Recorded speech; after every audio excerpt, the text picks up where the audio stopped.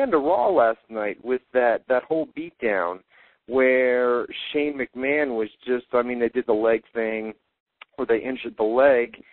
What took Batista so long to get out there?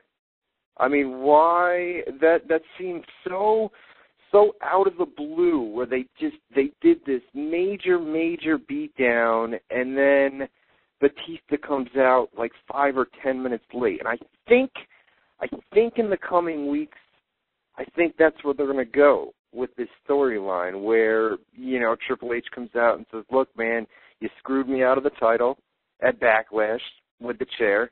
Shane McMahon says, look, man, you were way too late last night. I mean, didn't that seem off to you last night when Batista came out so late after it was over? You know, it just seemed like something. I definitely noticed that anyone, for that matter, coming down was extremely late.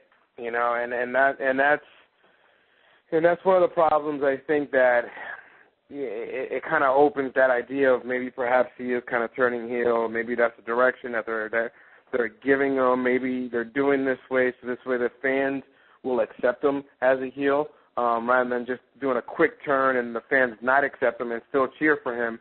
Then you're kind of in an awkward position. So, you know, maybe those kind of actions are slowly, gradually turning Batista as a heel. But you're right, though. It was kind of a little suspicious that everything was done, and then, of course, Batista starts running down. Well, I know they did the angle. I see a lot of people in the chat saying those guys were told by Vicky Guerrero, or they did the backstage segment where neither of those guys could interfere in the match. The match was well over by that point. You know what I mean? I mean, they did the foot angle where they smashed the ring steps into which came across very well, by the way. Well, it looks good on TV, but as far as the crowd, I think that 10 o'clock segment last night absolutely killed them, the one that dragged on for like 30 minutes there. But, I mean, it was well done at the end. I mean, it looked legit, you know what I mean? So, I don't know. There's just something is up with Batista. You know, I said it a couple weeks ago. I said watch Batista here in the next few weeks, and I'm starting to see those signs of a major heel turn here coming. Maybe not at Judgment Day, but what's the one after that? Is it Extreme Rules? Extreme Rules. Yep. Okay, all right. Maybe we'll do something at that pay-per-view, or you could have maybe a Randy Orton versus Shane McMahon. Get that out of the way there. Do it Extreme Rules. I'm really just done with this Randy Orton and Shane stuff. Yeah, right. I know. It's going on for way too long. But I don't know. We'll see. We're gonna have to watch Batista in the next few weeks. But I think that's what I'm going for. I'm thinking Triple H versus Batista at SummerSlam. Batista being the heel. So back to Monday Night Raw, we had Kofi Kingston, Matt Hardy. Poor Matt Hardy, man. He's legit got a broken hand, and I was watching him closely last night, and you could clearly see that he was favoring that hand. I mean, I don't know how to explain it. If you watched closely enough, you would see that Matt Hardy tried to avoid doing anything with that hand, except for the knockout punch at the end. But during the actual match, tried to stay off that hand as much as possible. You know, a broken hand, usually about 4 to 6 weeks to recover from. Could be longer, could be shorter, but the average is 4 to 6 weeks. So, I don't know. It looks like they're going to keep him in there and have him work through that, a la Bob Orton from back in the day. What do you think of that, man?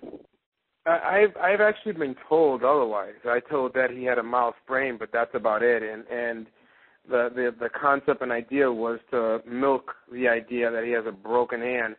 I know he did suffer some sort of injury, but I think he had an MRI. I know he had an MRI done after it happened at the pay-per-view during the big spot at the end during Jeff Hardy and Matt Hardy. I know he had an MRI, and I don't know any more than that. You heard sprain.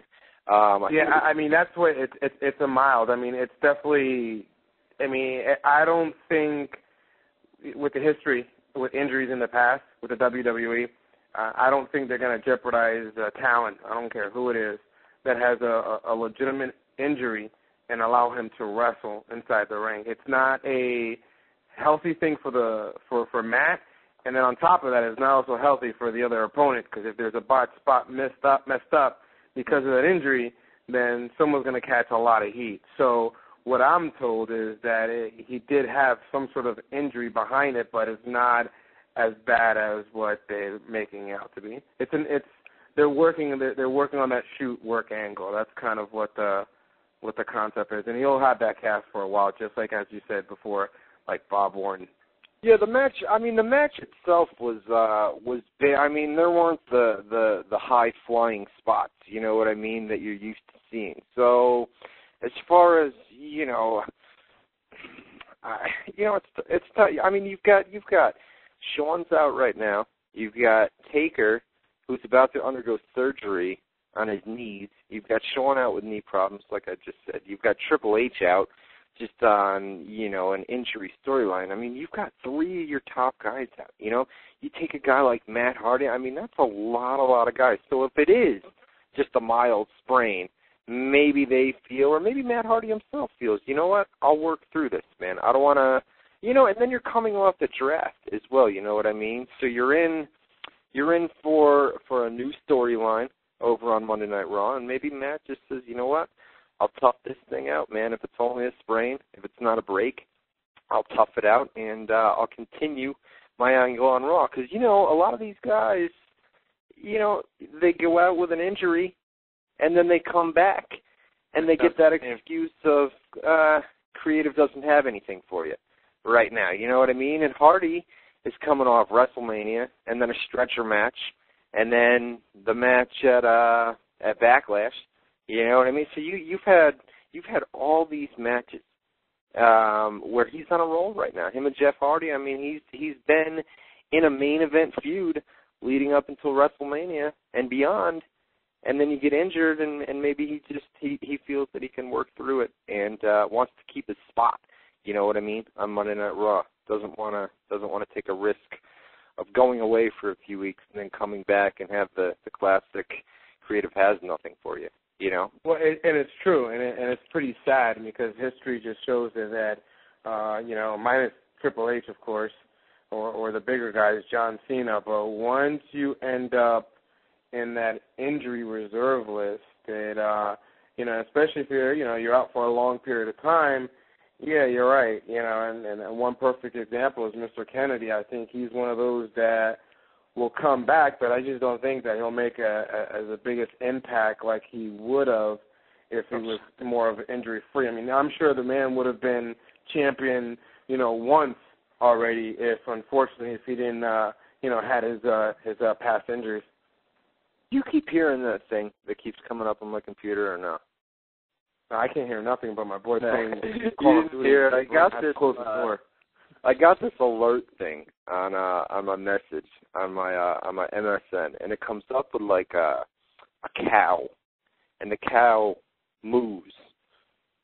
So it keeps going. Somebody keeps signing on, and it keeps going moo, moo, over and over. And I'm trying desperately right now to get this thing off, but I can't find it. Oh, well, whatever. I don't hear no moves going on. All right, no moves. Then we're good. We're good to go.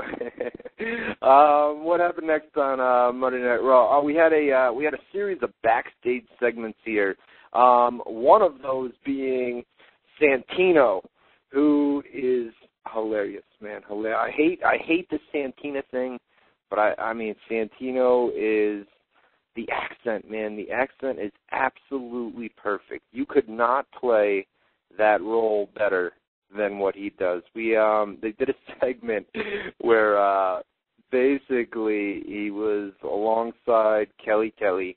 They're going to team up on Superstars this week, and he says last week Vicky Guerrero almost gave him the swine flu, which is you guys know what the swine flu is. Big news epidemic right now, flu epidemic that's going throughout the world here. And then he begins squealing like a pig. Chavo Guerrero shows up The one part about it, dude, is when he brought up the swine flu joke, and he says something like, "Now that's funny," or something like in a classic Borat. You know what I mean? Like the Borat type. That's funny. You know? No. The angle. I mean, it was funny. I think it was funny. Dude, that was hilarious. Come on, that's the thing is, well, hilarious. Here's the thing: is like I got a casual fan that sends me a message, and they found it a little tasteless. You know, because there's people dying of this swine flu, or H1N1 is what really the government calls it now, and to kind of use it.